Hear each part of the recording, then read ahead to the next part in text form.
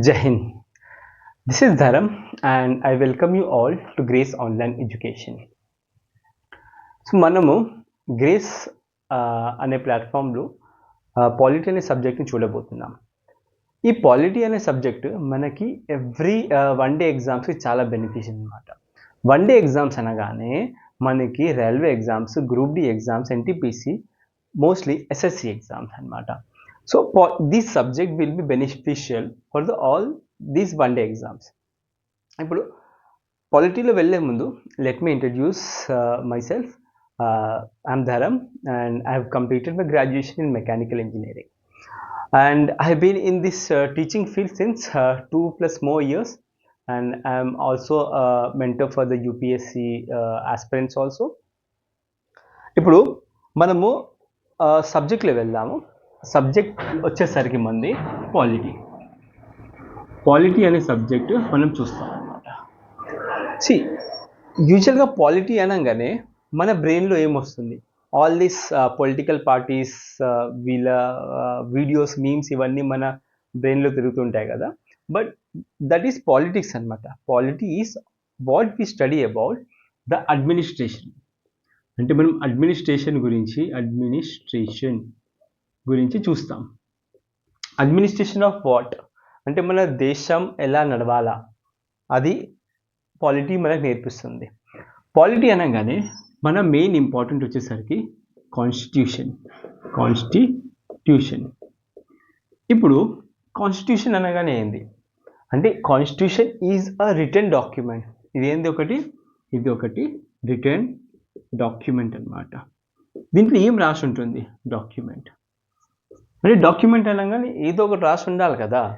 Document అనగానే దీంట్లో మన దేశం ఎలా నడవాలి అది రాసి ఉంటుంది అనమాట. హౌ డస్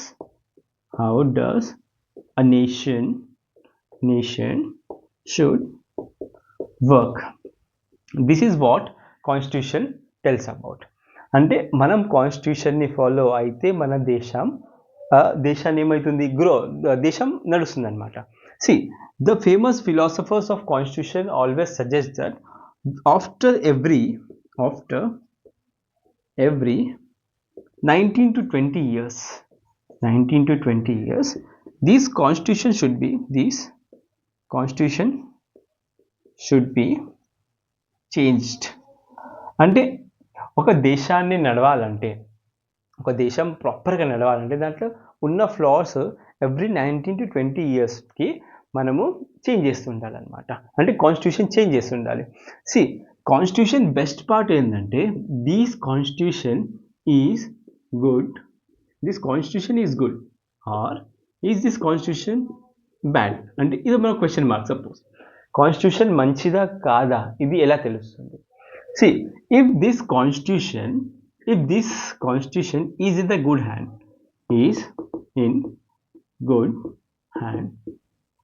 అంటే ఒక మంచి వ్యక్తి ఒక దేశాన్ని మన ఇండియాని గ్రో చేద్దామనే ఉద్దేశంతో ఉంటే, మన ఇండియాని డెవలప్ చేద్దామనే ఉద్దేశంతో ఉంటే ఈ కాన్స్టిట్యూషన్ అనేది మనకు చాలా beneficial. If some one misuses this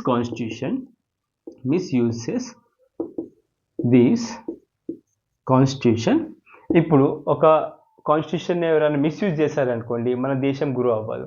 అంటే కాన్స్టిట్యూషన్ మంచిదా చెడ్డదా ఇది మనం ఎప్పుడు చెప్తాము? ఇదే కాన్స్టిట్యూషన్ ఒక పర్సన్ మీద డిపెండ్ అయి ఉంటుంది అనమాట. మన దేశాన్ని అడ్మినిస్ట్రేషన్ చేసే వాళ్ళ మీద డిపెండ్.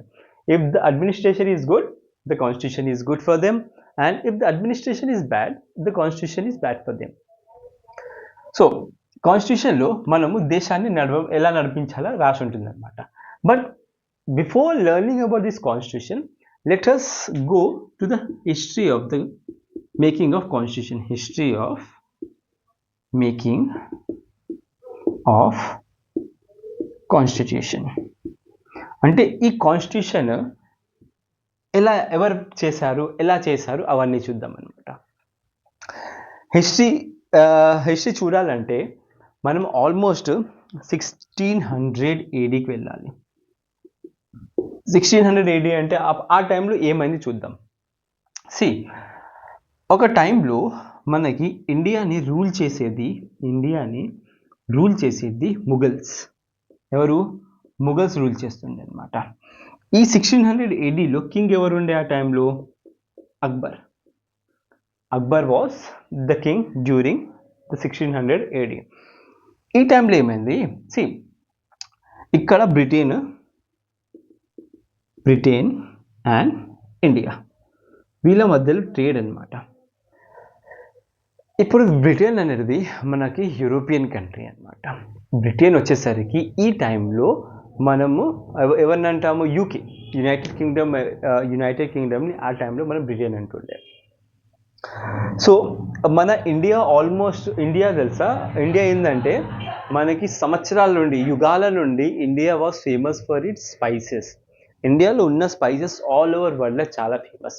ఇక్కడ బ్రిటన్ ఏంటంటే కోల్డ్ ఏరియా ఉండడం వల్ల వీళ్ళ ఫుడ్ని ఎక్కువ రోజుల దాకా కంటైన్ చేయడానికి Indian spices use to transported to Britain. బ్రిటన్లో ట్రాన్స్పోర్ట్ చేయడానికి they had follow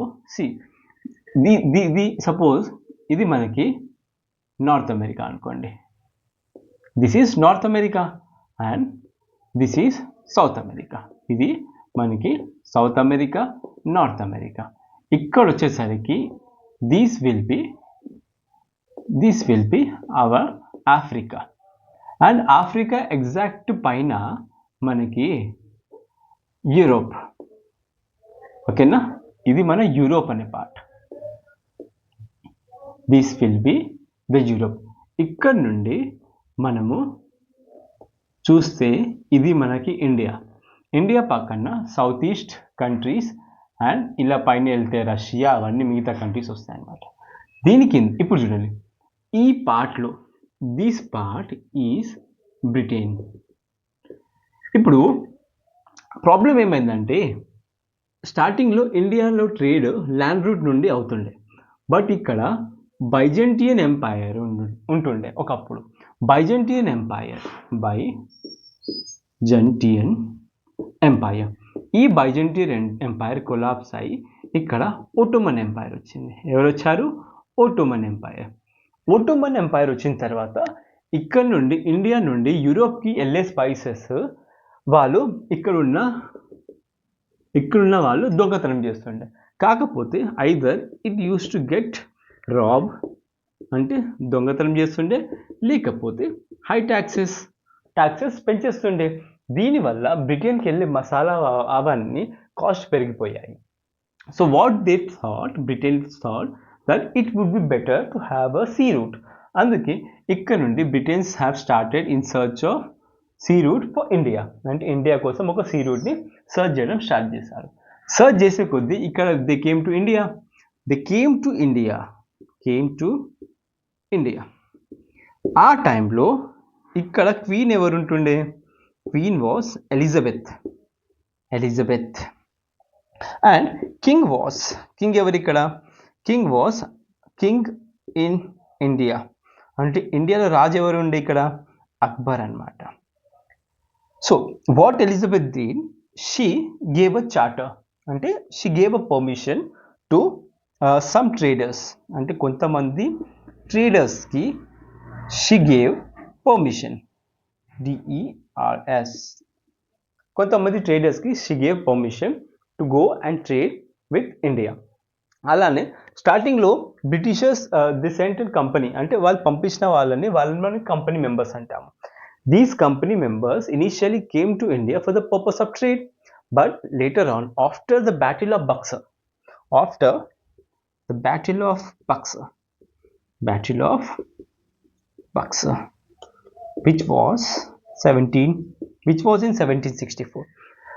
1764లో battle of Buxar జరిగింది. ఆ టైంలో Britishers power was completely dominated. అంటే బ్రిటిషర్స్ చాలా పవర్ఫుల్ అని ఆల్ ఓవర్ ఇండియాలో ఉన్న కింగ్స్కి తెలిసిపోయింది. అండ్ ఇక్కడ బ్రిటిషర్స్ ఈ బక్సర్ తర్వాత ఏం చేశారంటే they started dual government.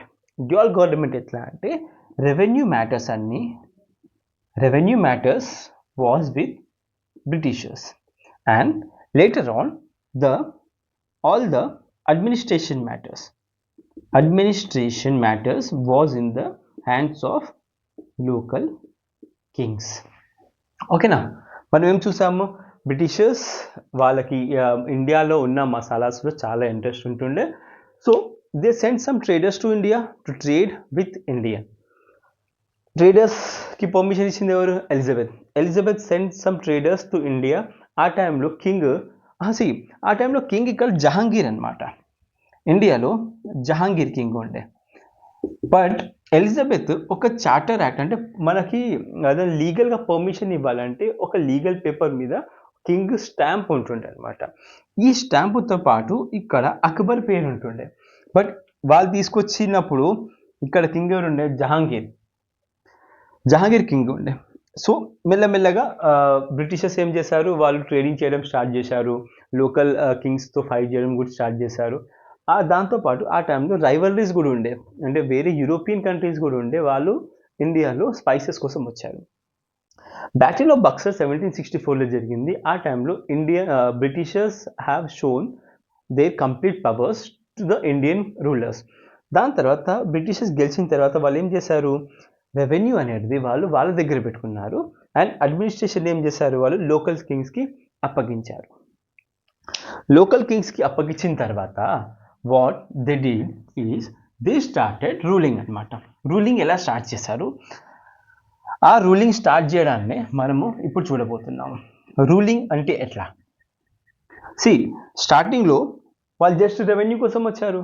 But మెల్లమెల్లగా రెవెన్యూతో పాటు వాళ్ళు ఏం చేశారు, revenue was in their control. వాళ్ళకి ఎవరితో రెస్పాన్సిబిలిటీ తీసుకునే సంబంధం లేకుండే. They were just enjoying the life. చాలా గ్రాండ్గా వాళ్ళ లైఫ్ని ఎంజాయ్ చేస్తుండే. ఇప్పుడు రెవెన్యూ మ్యాటర్ మొత్తం ఎవరి దగ్గర ఉండే? Revenue matter was with company. కంపెనీలో ఉన్న మెంబర్స్ వీళ్ళు ఏం చేస్తుండే అంటే డబ్బులు వీళ్ళు కలెక్ట్ చేస్తుండే లోకల్ పీపుల్స్ నుండి. డబ్బులు కలెక్ట్ చేసుకుని they used to keep with them. Local peoples దగ్గర నుండి డబ్బులు కలెక్ట్ చేస్తుండే. ఇక్కడ నుండి ట్రేడ్ నుండి కూడా డబ్బులు వస్తుండే వీళ్ళకి. సో ఈ డబ్బుల్ని వీళ్ళు మెంబర్స్ ఏం చేస్తుండే, కంపెనీ మెంబర్స్ ఏం చేస్తుండే, బ్రిటిష్ గవర్నమెంట్కి అసలు డబ్బులు ఇవ్వకపోతుండే. అండ్ ఈ డబ్బులు మొత్తం వీళ్ళు కంపెనీ మెంబర్స్ పెట్టుకుంటుండే అనమాట. ఇది చూసిన తర్వాత కంపెనీలో కరప్షన్ పెరిగిపోయింది. అండ్ బ్రిటన్ గవర్నమెంట్ దగ్గర డబ్బులు వెళ్ళడం ఆగిపోవడం చూసిన తర్వాత British government what they thought, now they need to take the control of the company.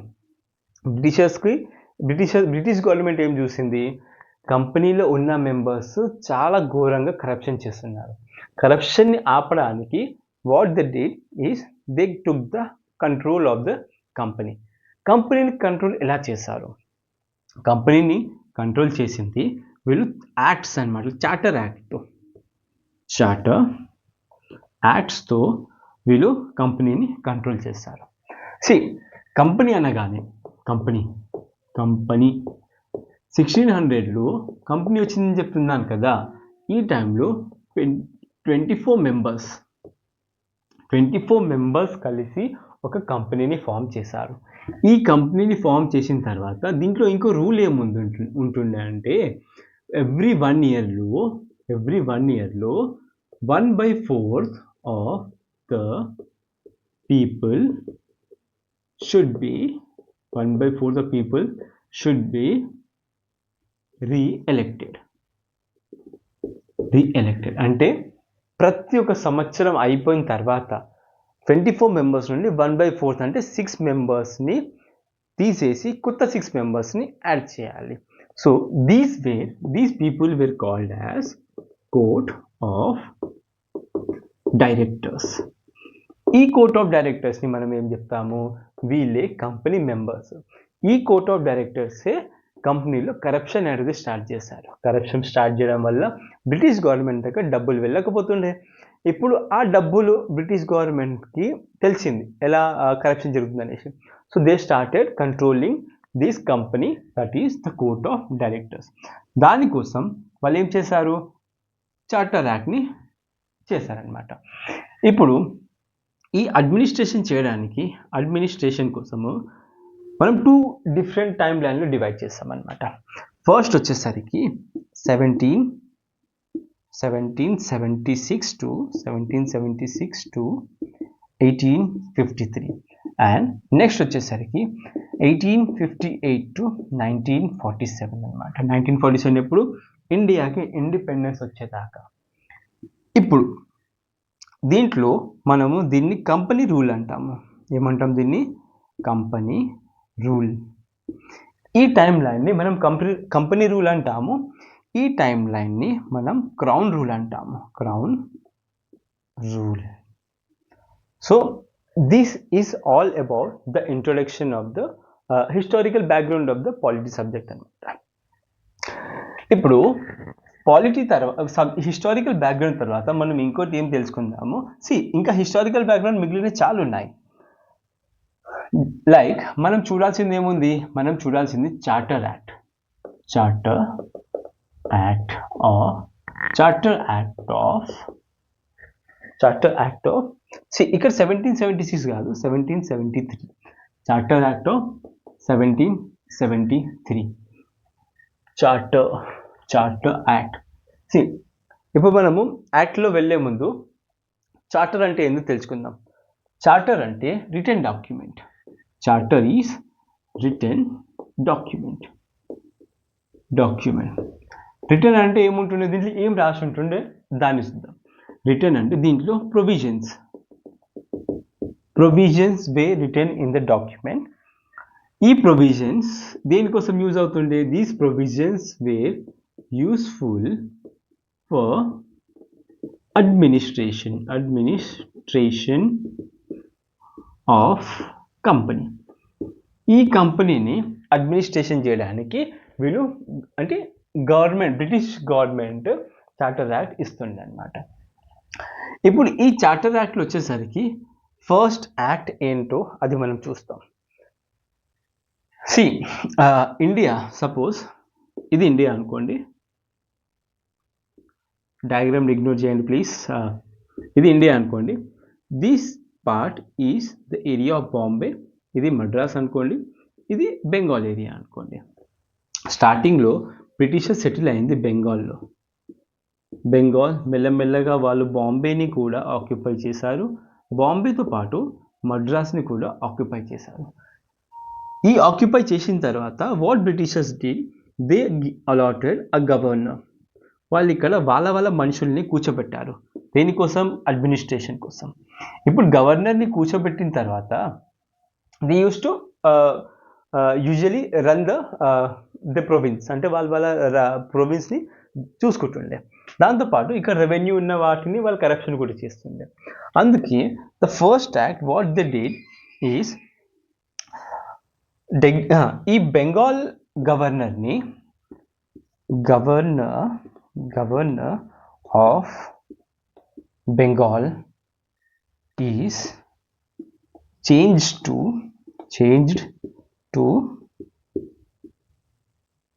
Governor General. Shortcut రాస్తాను, అంత పెద్దగా రాయడమే అవసరం అని నేను. These notes will be provided to you in the app itself. ఓకేనా? గవర్నర్ ఆఫ్ బెంగాల్ పేరుని change చేసి వీళ్ళు ఇక్కడ గవర్నర్ జనరల్ ఆఫ్ బెంగాల్ అని పెట్టారు. ఓకేనా? ఇక్కడ మనము ఇంకొక ఫ్యాక్ట్ ఏం చూద్దామంటే, గవర్నర్ ఆఫ్ బెంగాల్ ఎవరు? Governor of Bengal, governor general of Bengal, governor general of India. దీంతో పాటు వైస్రాయ్ ఎవరు?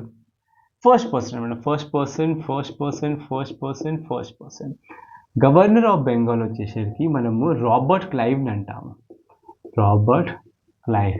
ఇక్కడ వచ్చేసరికి హ్యాస్టింగ్. ఇక్కడ విలియం బెంటిక్. అండ్ ఇక్కడ మనకి ఫస్ట్ వాయిస్రాయ్ వచ్చేసరికి క్యానింగ్. ఓకేనా? This is the most important facts. దీన్ని మీరు ఎలాగైనా గుర్తుపెట్టుకోండి. నేనేం ట్రిక్తో గుర్తుపెట్టుకున్నానంటే, దీన్ని బెన్ కా. క్లా హా బెన్ కా అని గుర్తుపెట్టుకున్నాం. Cla stands for Clive, Ha stand for Hasting, and Ben stand for Bentinck, and Ka for Canning. This is Governor of Bengal, ante Governor of Bengal, and Hastings is Governor General of Bengal. దీంట్లో extra word ఏం add చేస్తాం మనము? General అనే వర్డ్ని add చేసాము. బండ్ల Bentinck వచ్చేసరికి he is governor general of India. అంటే ఇక్కడ బెంగాల్, దీన్ని మనం ఇక్కడ గవర్నర్ జనరల్ ఆఫ్ ఇండియా అని గుర్తుపెట్టుకోవాలి. లాస్ట్కి Canning is the viceroy అనమాట. మనం ఏం చేసాం ఇక్కడ? గవర్నర్ ఆఫ్ బెంగాల్ డెసిగ్నేషన్ని చేంజ్ చేసి మనం ఏం పెట్టాము? గవర్నర్ జనరల్ ఆఫ్ బెంగాల్ అని పెట్టామన్నమాట.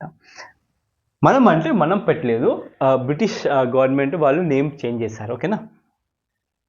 నెక్స్ట్ వచ్చేసరికి నెక్స్ట్ ప్రొవిజన్ వాళ్ళు ఏం చేశారంటే ది మేడ్ సుప్రీం కోర్ట్. వాళ్ళు ఏం చేశారు? సుప్రీం కోర్ట్ చేశారనమాట. ఏ ఇయర్లో? 1774 ఇయర్లో.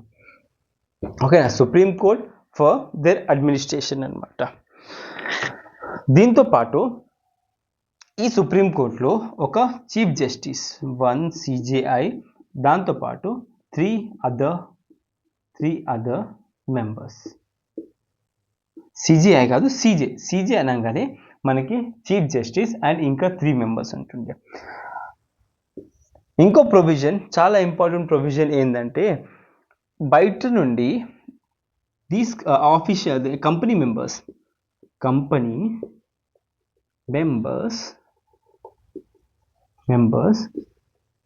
were not allowed to take any gifts from the native. అంటే కంపెనీ మెంబర్స్ గిఫ్ట్స్ తీసుకోవద్దు. ఎవరి దగ్గర నుండి?